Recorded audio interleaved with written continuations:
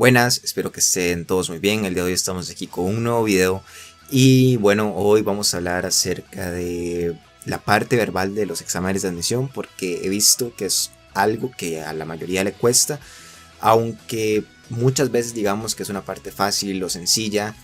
Creo yo que es la parte más subestimada de todo el examen de admisión, ya sea del examen del TEC o el examen de la Universidad de Costa Rica y la Nacional, que recordemos que estos dos exámenes son el mismo. Entonces, el día de hoy voy a darles una serie de consejos que yo siento que son los más útiles que pueden servir para esta parte del examen, y también vamos a ver algunos ejemplos para que vean más o menos cuál es el método que yo utilizo para poder resolverlos y que ustedes después, bueno, los puedan implementar cuando estén haciendo prácticas. Ya les digo, la parte verbal es la mayoría de las preguntas que van a ver en el examen de admisión de la Universidad de Costa Rica. Entonces, es muy importante que ustedes vayan 100% afilados en esa parte, porque mucha gente, bueno, va bien en la parte matemática, pero descuidan la parte verbal, porque dicen, eso es fácil, eso es obvio, esas preguntas son obvias. Y hay que tener muy claros los conceptos. Algo lógico no es lo mismo que algo obvio. Algo lógico es algo que se siga a partir de una serie de premisas o argumentos que tenemos antes, mientras que algo obvio es algo que se ve a larga distancia como es, o sea, es algo que uno no tiene que analizar para saber cuál va a ser el resultado. Y muchas veces esas preguntas aparentan ser obvias para que el estudiante diga, mira, está regalada, es esta, pum. Y esa no es. Esa no es, entonces les termina yendo mal por esa confianza que solemos tener. Entonces, en el video de hoy vamos, como ya dije, a hablar de consejos, y al final vamos a ver unos 5 ejemplos que yo creo que sirven para representar todo lo que les voy a decir a continuación. Y bueno, sin nada más que decir, vamos a la presentación. Y bueno, ya ahora estamos en la presentación. Pueden ver aquí consejos para la parte verbal con ejemplos, y hecho por mí, que soy admisión USX, entonces ya tiene sello de calidad. Así que vamos a ir viendo con la primera diapositiva, que son los consejos, o sea, a lo que vinimos. Aquí están los consejos que ustedes necesitan saber para ir por el 800 en ese examen. Bueno, si es que tienen 100% de nota de presentación. Si no tienen 100% de nota de presentación, pues no van a poder ir por el 800, pero sí les garantizo que van a ir por una nota muy alta. Entonces, el primer consejo es: lean todo el texto. Lean todo el texto. No es como las preguntas de bachillerato de Faro de inglés, donde ustedes nada más leían unas palabras y ya podían saber cuál era la respuesta. No, aquí es importante que ustedes lean todo el texto, que lo analicen, que traten de hacer un esquema de ideas en su cabeza, para que así ustedes digan, mira, dice esto, esto, esto y esto. Y después vayan a ver la pregunta y ya digan, mira, esta pregunta es esto, eso estaba aquí en el texto, en esta parte. Y ya ustedes van seguros de que esa es la respuesta correcta. Después, comprendan la pregunta. Comprendan la pregunta que les están haciendo, porque ahí puede haber muchas trampas. Uno usualmente dice, mira, me están preguntando qué aparece en el texto, y yo voy y escojo lo que veo que dice el texto. Pero a veces la pregunta es, ¿cuál de las siguientes no se concluye del texto o hace que el texto sea falso? O sea, más bien nos piden que hallemos algo que contradiga a todo lo que dice el texto. Y si vemos algo que dice lo que dice el texto, pues esa no es la respuesta correcta. Lean muy bien la pregunta, porque si no puede ser que se confundan. El siguiente consejo creo yo que es el más importante, y es que descarten las opciones que ustedes sientan que son incorrectas, porque, bueno, son 4 opciones, es muy fácil ir descartando 2, y cuando ustedes descartan 2 les queda, como en ¿Quién quiere ser millonario?, el 50-50, y bueno, una de esas va a ser la respuesta correcta o la solución al problema. Y ya cuando ustedes descartaron 3, saben que la que queda tiene que ser la correcta. En el examen siempre se van a poder descartar 3 opciones. Traten de ir descartando, no digan, esa es la correcta porque sí. Analicen primero si las otras opciones tienen o no tienen sentido, para que no haya después ningún tipo de problema o que tengan algún dilema cuando estén analizando el examen una vez que lo hayan terminado. Entonces, si pueden, descarten siempre que vean algo que no les suene. Si ustedes dicen, mira, esto no me parece que lo dice el texto, pum, va descartado. Después respondan solo y solo con base en el texto. Si algo no aparece en el texto, esa no puede ser la respuesta correcta. Va a ser común que a ustedes les pongan, qué sé yo, un tema que ustedes conocen como de religión o de política, y en las opciones sale algo que tal vez sí ocurre en la vida real. Pero si no aparece en el texto, no es la respuesta correcta. Las preguntas son muy claras cuando dicen con base en el texto anterior o a partir del texto anterior, ¿qué se puede concluir? Todo está en el texto. El examen lo que quiere analizar es cómo es su comprensión de lectura, no qué tanto sabe usted antes de llegar a hacer el examen. Así que, por favor, vayan con demasiado cuidado. Y Siguiente consejo, si ven una pregunta que les cuesta, intenten dejarla para el final, porque yo me he visto en esa situación de que hice todo el examen, pero hay una de verbal que me dejó ahí como pensando, y no es bueno que ustedes se pongan a analizar demasiado, porque si no van a perder tiempo que pueden invertir en preguntas que son más fáciles. Por lo tanto, si ven que hay una que los está matando, déjenla para el final y así analizan con más calma, y al rato así les llega mejor la respuesta correcta. Como les digo, siempre es bueno descartar para que así tengan más probabilidad de marcar la opción correcta. Y el último consejo, pero no menos importante, es que no subestimen esta parte del examen. La gente le da mucho énfasis a la parte matemática, pero la parte matemática de la UCR es muy fácil, y la parte verbal no tanto, porque juega mucho con el aspecto psicológico de las personas, los hace creer que escogieron la respuesta correcta, aunque esa no sea la respuesta correcta. Está hecho para que uno sienta que el examen siempre está fácil. Entonces, analicen muy bien, y si una respuesta a ustedes les llega así como de buenas a primeras, piénsenla mucho, porque puede que esa no sea la respuesta correcta. Y ahora sí, vamos con lo bonito, que son los ejemplos, los ejercicios, los problemas, como le quieran decir. Van a haber algunos que ya hemos hecho, pero bueno, es que tampoco hay mucha variedad de esos ejercicios, por lo tanto, hay que repetir, pero como hay gente nueva en el canal, puede ser que esto les ayude. Ya saben que si no están suscritos, vayan a suscribirse, porque se vienen bastantes videos, sobre todo para el examen de la Universidad de Costa Rica. Y el primer ejemplo del día de hoy dice: decía Séneca que no hay árbol firme ni consistente, sino aquel que el viento azota con frecuencia. De acuerdo con el texto anterior, se puede afirmar con certeza que el autor le otorga a las dificultades un carácter, y ahí tenemos todas las opciones. Entonces vamos a ir viendo opción por opción para ir descartando. Nos preguntan cuál es el carácter que le otorga el autor a las dificultades. La primera dice creador. En algún momento dice que el viento, que vendrían a ser las dificultades, crea al árbol. No, ¿verdad? En ningún momento nos dice algo parecido. Por lo tanto, esa opción queda descartada. La siguiente dice formador. Tampoco nos dice que el viento le da forma a los árboles, ¿verdad? No dice si los hace más altos, los hace más pequeños, los hace más gordos. No dice nada de eso. Entonces, esa opción tampoco es la respuesta correcta. La C dice regenerador. En algún momento nos dice que el viento regenera los árboles. No, ¿verdad? Queda descartada. La D dice fortalecedor. Vean que nos dice el texto que no existe árbol firme ni consistente. Y esas dos cualidades se las podríamos otorgar a un árbol que es fuerte. Por ejemplo, un árbol fuerte va a ser firme, va a ser difícil de mover y va a ser consistente en su forma.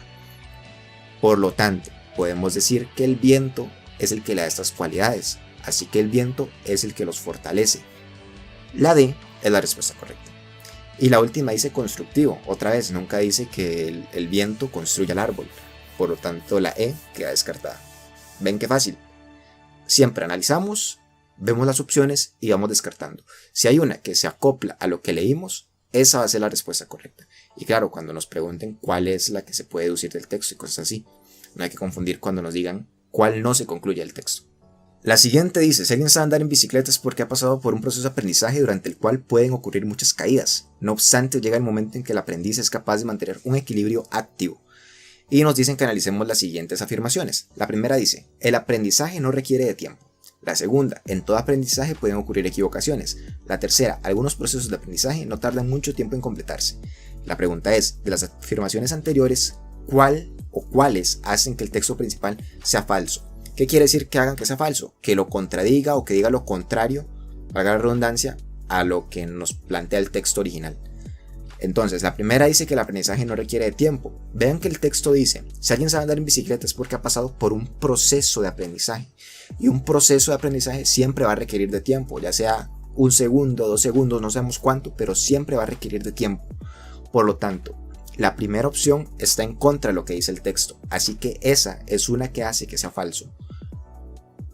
Y con eso sabemos que la respuesta correcta es la A, la D o la E, porque las otras no tienen a la afirmación 1. La segunda dice: en todo aprendizaje pueden ocurrir equivocaciones. Vean que es cierto, porque dice que eso es un proceso de aprendizaje durante el cual pueden ocurrir muchas caídas. Esas caídas las podemos relacionar con las equivocaciones. Así que en todo aprendizaje pueden ocurrir equivocaciones, es algo que se puede concluir del texto. Por lo tanto, esta afirmación no hace que sea falso. Entonces la 2 no puede aparecer en la respuesta. La solución tiene que ser o la A o la E. Ahora, la afirmación 3 nos dice, algunos procesos de aprendizaje no tardan mucho tiempo en completarse. El texto nos dice que si alguien sabe andar en bicicleta es porque ha pasado por un proceso de aprendizaje durante el cual pueden ocurrir muchas caídas. Nunca nos habla si este proceso tiene que ser largo o corto. Entonces, como nunca nos dice cuál es la duración que tiene que tener, la tercera afirmación nunca lo contradice, ¿verdad? Porque puede ser largo, puede ser corto, no lo sabemos. Entonces, si nos dicen que hay algunos que no tardan mucho tiempo en completarse, no contradice lo que nos pone el texto.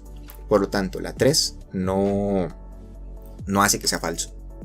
Así que la única que hace que el texto principal sea falso es la 1. La respuesta correcta sería la A.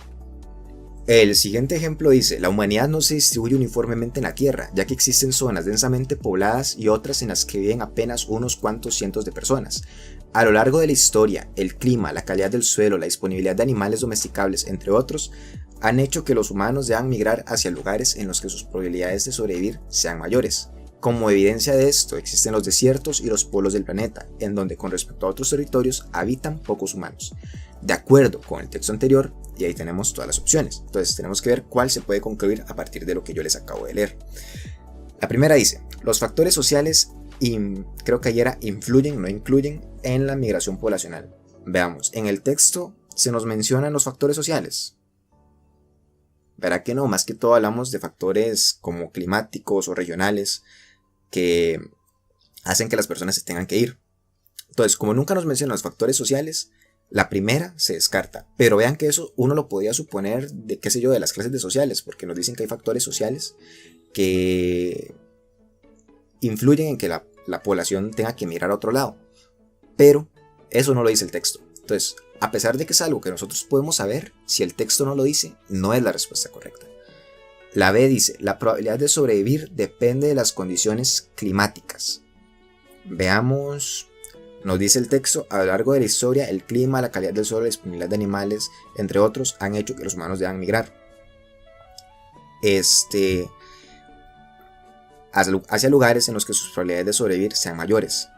Entonces, puede ser que sí, que la probabilidad de sobrevivir depende de las condiciones climáticas, pero también depende de la calidad del suelo, la disponibilidad de animales, o sea, depende de otros factores, no sabemos si únicamente las condiciones climáticas. Entonces, como la opción B reduce todo únicamente a las condiciones climáticas, esa no puede ser la respuesta correcta. La C dice, en las zonas poco pobladas, las probabilidades de sobrevivir son menores. El texto nos menciona que existen los desiertos y los polos del planeta donde con respecto a otros territorios habitan pocos humanos. Y también nos deja entrever que los humanos suelen migrar hacia lugares donde las probabilidades de sobrevivir sean mayores. Entonces, ¿dónde va a haber más gente? Donde la probabilidad de sobrevivir sea mayor. Por lo tanto, los lugares poco poblados son aquellos donde las probabilidades de sobrevivir son menores. Puede ser que en la vida real no sea así, sí puede ser, pero el análisis que nos da el texto nos orienta a pensar que eso es lo que ocurre. Por lo tanto, la C se puede concluir del texto y la C es la respuesta correcta. La D dice, la migración poblacional no implica una distribución poblacional heterogénea. En ningún momento nos hablan de eso. Entonces la descartamos. Y la E dice que ciertas condiciones ambientales permiten una distribución poblacional homogénea. Tampoco nos hablan de eso. Entonces vimos que se pueden descartar 4 opciones y una no se puede descartar. La C es la que no se puede descartar, por lo tanto es la solución del problema. ¿Ven? Entonces siempre, aunque ustedes tengan ya la respuesta correcta, sigan descartando para que así puedan estar seguros de que hicieron la escogencia correcta. La siguiente pregunta dice, el ser humano nace como persona cuando está en capacidad de escoger. El autor del texto anterior establece que se es persona cuando se adquiere y tenemos todas las opciones. Vean que nos dicen que se nace como persona cuando uno puede escoger. Entonces hay que buscar en las opciones algo que esté relacionado con la capacidad de escoger. Y la primera dice, el desarrollo intelectual. ¿Hay que desarrollar algo de inteligencia para poder escoger? ¿El texto nos dice eso? No, ¿verdad? Entonces la A queda descartada. La B dice capacidad creativa. El texto nunca nos habla de capacidad creativa de hacer algo. Así que esa también queda descartada. La C dice que hay que tener suficiente edad. Nunca se nos habla de una edad límite que haya que romper para nacer como persona. Entonces esa queda descartada. La D dice madurez física. Tampoco se nos habla de una madurez en el texto o una madurez física. Por lo tanto, también la descartamos. Y la última dice criterio propio. Y el criterio propio se puede definir como la capacidad de discernir una cosa de otra para poder escoger alguna de las dos o del resto que haya, ¿verdad? Puede ser que haya varias opciones. Entonces, la E, criterio propio, sí se relaciona con lo que dice el texto y esa es la respuesta correcta. Aquí tal vez nos evalúa un poco tener conocimiento de vocabulario, pero es un vocabulario, siento yo, muy simple, no como el que se espera en el TEC, que es más complicado, pero igualmente, ¿verdad? Este es como lo único medio difícil que podría tener una pregunta de este tipo, conocer qué significa tener criterio propio. Y tener criterio propio es tener la capacidad de escoger. Así que la E es la respuesta correcta. Y la última pregunta del día de hoy es la pregunta más difícil de todo el folleto de práctica del examen de admisión de la Universidad de Costa Rica y la Universidad Nacional, aunque ustedes crean que no. Dice, un ave se distingue en la mayoría de los casos por tener alas, plumas, un pico alargado y poder volar. De acuerdo con la lógica del texto anterior, un cerdo se distingue generalmente por tener, tenemos todas las opciones. Aquí, vean que nos dicen de acuerdo con la lógica del texto anterior, no de acuerdo con el orden del texto anterior. Por lo tanto, no nos tenemos que guiar por el orden, sino por las características que tiene el ave y tratar de representarlas en el cerdo. Entonces, alas sería el medio que usa de transporte el ave. ¿Con qué se transporta el cerdo? Con las patas. Entonces, la respuesta correcta tiene que tener patas entre las características.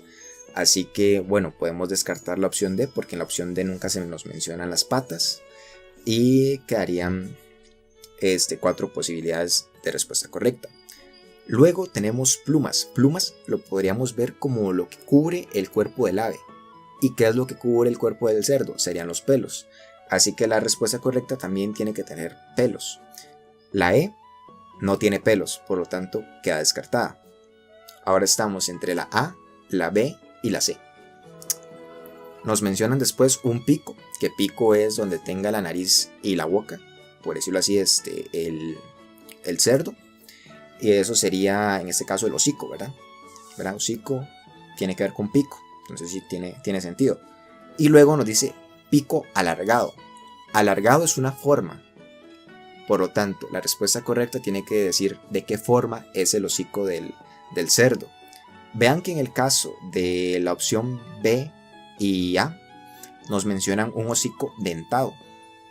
Y un hocico dentado es que tiene muchos dientes, pero no es la forma que tiene el hocico. O sea, no quiere decir que el hocico tiene forma de diente, eso no tiene sentido. Así que la A y la B quedan descartadas y la C ya sé que es la respuesta correcta porque acabo de descartar 4 opciones y solo me queda una. Y por último nos dicen poder volar, que es la manera en la que se transporta un ave usualmente. ¿Cómo se transporta un cerdo usualmente? Caminando. Así que la opción C es la respuesta correcta. Aquí no hay que irnos con el orden porque si nos vamos con el orden creo yo que descartamos la opción C automáticamente y nos quedamos con la A y la B, ¿verdad? Porque patas va con alas, pelos va con plumas, pero aparece lo de hocico dentado y hocico dentado no calza con pico alargado porque dentado no es una forma. Así que sí, la C sería la respuesta correcta. Y bueno, eso sería todo por el día de hoy. Espero que les haya gustado. Fueron 5 ejemplos, los consejos en general para resolver problemas de esa parte. Próximamente van a venir nuevos videos hablando del examen de admisión, de ejemplos, tal vez más consejos. O sea, todo lo que ustedes quieran saber, pueden dejármelo aquí abajo en los comentarios y yo voy a analizar para ver si es pertinente o no traerlo al canal. Y bueno, ya saben, muchas gracias por haberme visto. Pueden irme a seguir a todas mis redes sociales que quedan ahí abajo en la descripción. Nos vemos en la próxima.